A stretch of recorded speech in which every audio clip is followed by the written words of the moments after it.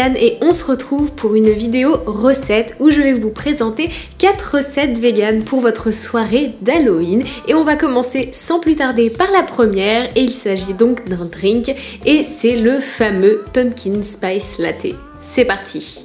Je vais couper en deux un potimarron et les vider de ses graines. Si vous ne voulez pas les jeter, vous pouvez toujours les cuire au four avec du sel et un peu d'huile d'olive, parfait pour l'apéro ou dans des salades par exemple.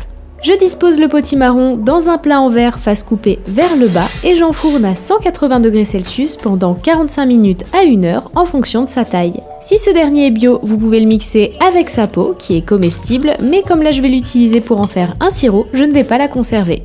On va pouvoir passer au sirop. Pour ça, on va avoir besoin donc de 100 g de purée de potimarron, 20 centilitres d'eau, 220 g de sucre, de la cannelle, du gingembre moulu et de la noix de muscade. Je mets tous mes ingrédients dans une casserole que je mets à chauffer à feu moyen jusqu'à ébullition en remuant régulièrement. Quand le sucre s'est bien dissous, retirez du feu. On va ensuite filtrer le sirop à l'aide d'une passoire pour obtenir un beau liquide bien lisse. Il peut se conserver plusieurs semaines au frigo. Maintenant c'est l'heure de préparer la chantilly végétale.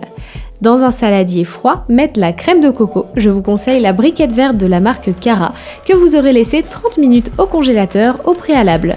On bat en augmentant petit à petit les vitesses. La chantilly doit être encore plus ferme qu'une chantilly dite classique. Pour l'aromatiser un peu, je vais mettre du sirop d'agave et de l'extrait de vanille que j'incorpore délicatement. Dans un mug, versez le sirop. En moyenne, je mets 2 à 4 cuillères à soupe par mug, à ajuster selon vos goûts. L'expresso, le lait végétal de votre choix chaud.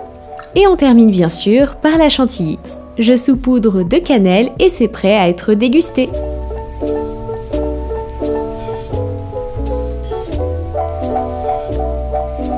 On passe à la deuxième recette, le velouté de potimarron.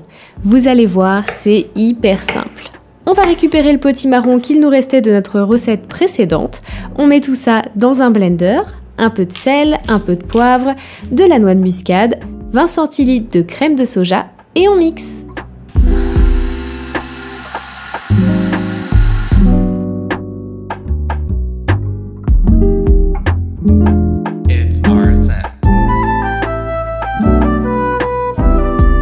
Maintenant que notre soupe est prête, on va s'attaquer aux saucisses momifiées.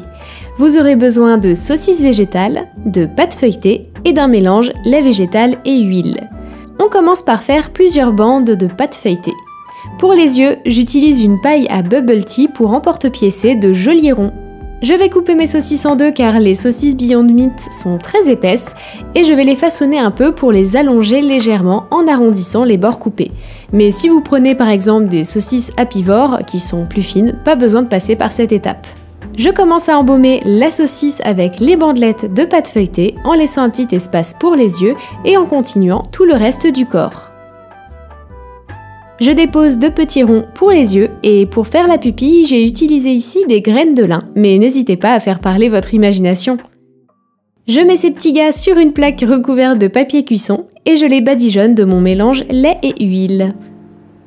Et hop, on enfourne pour environ 25 minutes de cuisson à 170 degrés Celsius en surveillant à partir de 20.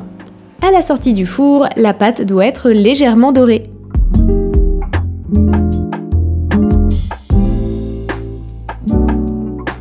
Comme je n'avais pas utilisé toutes les bandelettes et que ici pas de gâchis, je vais les tartiner de pesto, les rouler sur eux-mêmes et les enfourner 15 à 20 minutes à 170 degrés Celsius également. Ça fait de super petits roulés feuilletés à déguster pour l'apéro.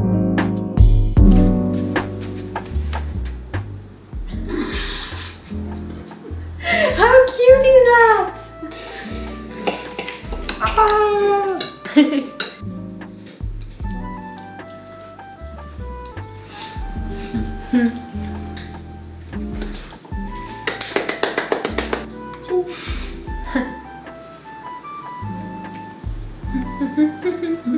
Parfait. C'est vrai? Oui. Oh. Et maintenant, place au popcorn et son caramel couleur sang. On va avoir besoin de maïs à éclater, de groseilles surgelées, de sucre et d'eau. Dans une casserole, commencez par faire fondre l'huile de votre choix. Ici, j'ai pris de l'huile de coco. Déposez 3 grains de maïs et recouvrir. Cette étape va nous permettre de savoir quand la température idéale sera atteinte pour que notre popcorn éclate. On attend que les 3 grains aient éclaté et quand c'est le cas, on peut verser tout notre maïs dans la casserole et laisser faire la magie.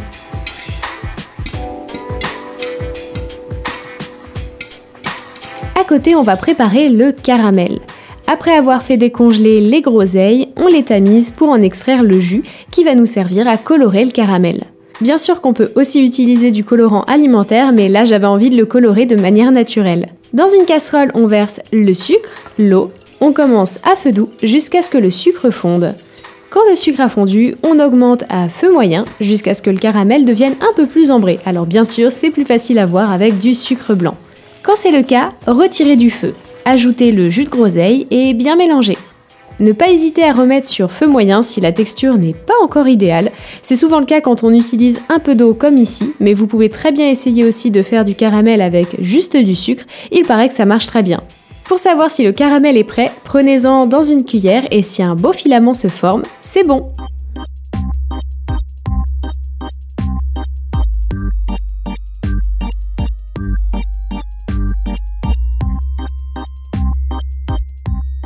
Bon, clairement, je pense qu'avec toutes ces recettes, on est paré pour notre soirée du 31 octobre. J'espère qu'elles vous ont plu. Comme à chaque fois, les recettes sont en version écrite dans la description si ça vous intéresse. Si jamais vous les refaites, n'hésitez pas à me taguer sur Instagram. Franchement, ça me ferait trop plaisir de vous voir refaire mes recettes. Et puis en plus, ça partagera un petit peu mon travail peut-être à d'autres personnes, donc ce serait top. Bon, je vais profiter de ce qui me reste de popcorn et me regarder un petit film qui fait peur. Et puis je vous dis à dans une semaine pour la prochaine vidéo.